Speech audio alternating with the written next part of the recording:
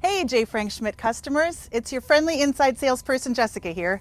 Today I'm down at our Canby location with farm manager Peyton Farish, and he's going to talk to you guys about some of our different tree grades. Hey Peyton, what do we have here? So these are our Acer Red Point maples.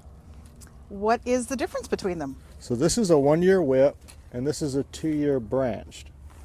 What separates them? What makes them different? So this tree's been in the ground for 1 growing season and that one's been in the ground for 2. Wow. And so the difference between the two is we grade this one strictly as a whip, and branching is not really that much of a factor. We mainly go off caliper and height. Okay.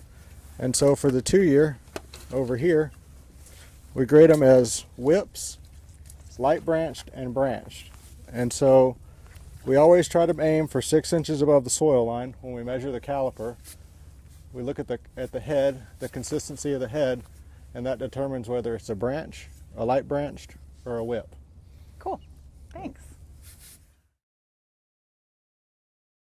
So here we have examples of our 2-year Acer Miyabi straight street maple, and this is a 1-inch branched and 1-inch light branched. So how do we determine the difference between a branched and a light branch? So when the grader looks at the tree, they're looking for 360 degrees symmetrical branching.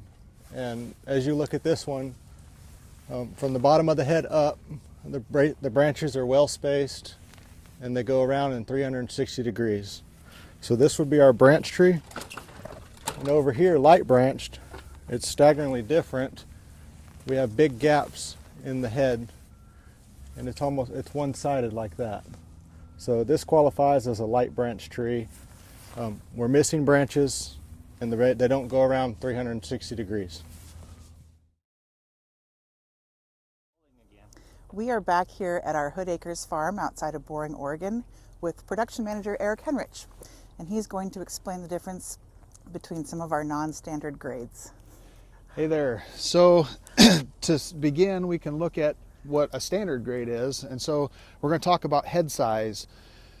This is a Sargentina crabapple, and it's top grafted right at that spot there, and so it's graded by head size.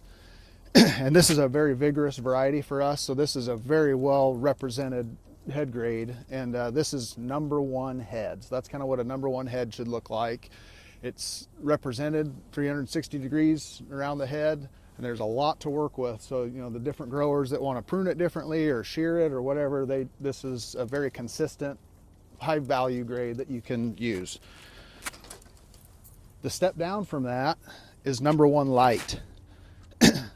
Number 1 light is still a good plant. It's pretty well represented, 360 degrees around the head. It's just, as you can see, compared to the number 1 head, it's a little smaller. And so, you know, for me, I think this is a great value plant. You know, a grower who wants to do a little bit of pruning and thinning, you may want to do that anyway. It's an opportunity to get a little better price and still have a nice plant that you can fill out, you know, put in a pot or line out in the field, whatever you're going to do with it, and get a really good tree. The next step down would be the number 2. And I think the picture kind of tells the story there. It's a tree that out in the field that didn't turn out the way that we had intended to, and it's a little one-sided. It's still a viable plant. A good grower can still take something like this, do a hard pruning, line it out in the field. If you're a liner grower, you're going to have it out in the field for a few years. This will fill out and make up. So, you know, maybe we're sold out of the other ones and you really, you know, need to put something out in the field for this particular growing season. Give it a shot, and I think you'll be happy with that too. It's just going to take a little more time. So this kind of represents head grading, and so the same rules apply to the weeping varieties as well. So we grow like Pink Cascade and Snow Fountains. Those the same rules apply. It's just the head form is weeping, not erect and upright like these. So that's pretty much it for heads. Thanks, Eric. Yeah.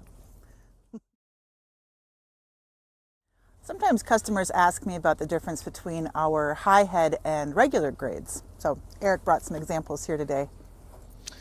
Yeah, so regular grade and high head. And at first glance, there's really not that much of a difference. You know, they're both really good, nice, straight quality liners. The reason we separate these two out is to ensure that the customer we're meeting their goals and their purpose. So regular grade tree, you can see it's symmetrical, it's got plenty of branching, and it's branched down low enough that it'll work for pretty much anybody. If you're putting it into a container, the branching is nice and low where the grower likely wants it. And even if you're lining it out in the field and you're going to be limiting it up to 5 feet or higher, it's still well represented, and that's what makes just a regular grade branch tree for us. The high head, you can see it's just missing a little bit of body here on the lower part of the head, and so we separate this out because a liner grower, somebody who's going to put this out in the field, they're going to be limbing the tree up anyway, taking all these branches off, you know, going up to 6 feet, or you know, some growers even go higher. And this is just a kind of a good option for them to not have to do as much work cutting the branches off, and they know that they're going to get a good representation of the start of what they need for a head in the future. And so this is a type of tree that we actually line out at our Northwest Shade Trees farm and grow on, you know, for larger caliper trees. So it's a really good product for a liner grower. And this is often loved by cities too, who want something that's going to be a good street tree because they don't like to see scabs. So when we cut the branches off when they're little like this, then it heals over and you have a nice high head on it, so that, you know, for traffic and everything. But yeah, thanks, Eric. Yep. We're here with our Hood Acres farm manager, Aaron Caldwell, and he is going to tell you guys about some of the different grades that we do with our weeping Japanese maples. Hello, Jessica. Thank you. We're out here in the B&B field today to look at two types of weeping Japanese maple styles that we grow. We grow one here, which is our standard form. These trees are grown to a height of 6 feet tall and then allowed to weep down in a natural form from there. And this is our standard form. And then we also have our low branch form. Our low branch form is trained up to 24 inches and allowed to weep outward from there. Some people call them mushroom form, low branch, low head. These are graded by width of the head. So we go to, you know, kind of trying to find the middle there and try to find a nice average spot to encompass the size of the tree. So it's really important to know that these are graded by width of the head, whereas our standard forms are pretty much done by caliper. So Here we've got examples of some of our B-grade autumn blaze, just to give you guys an example of what makes a tree B-grade to us. Eric? Yeah, these are 1 inch autumn blaze, and just from a glance you can see the consistency is not quite what you'd expect out of our regular grade. So right off the bat you see that one's a little taller, this one's a little shorter. So there's that to consider with B grade. No matter what, the B grade is going to require some corrective work, some pruning, or maybe straightening with bamboo, or in other words, just time. It needs time to kind of recover to what we would consider JFS, you know, premium grade. And so to just give some examples here, this first tree, what we're looking at here is actually just the straightness of the stem. You know, our quality standards are really high at Schmidt's, and so our regular grade product is better than this, and this just has just enough of a bend in it that we know that some of our customers expect better. And so in order for this to be back to J. Frank Schmidt, you know, premium quality, it's going to have to be corrected with some bamboo. So an input is going to have to be made to correct that tree.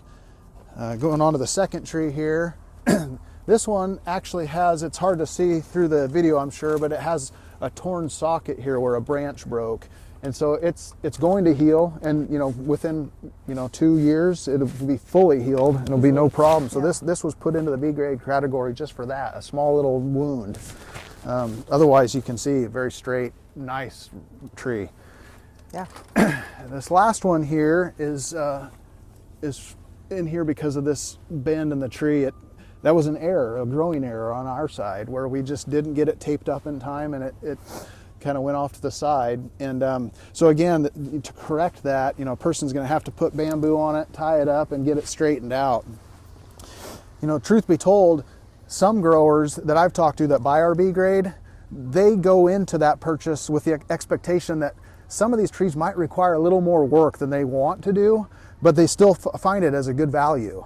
So they'll, you know, maybe they buy 20 or 50 B grade trees. They know that they might end up actually just throwing away 2 of them out of the bunch because it's just, they're willing to put the work into the other ones, but this is just maybe a little bit more than they want to do. So I think it's important that customers kind of have that expectation when they're buying B grade, that Sure. they aren't perfect trees. That's why they're priced appropriately. Yeah. So anyway, yeah, that's B grade. Thanks, Eric.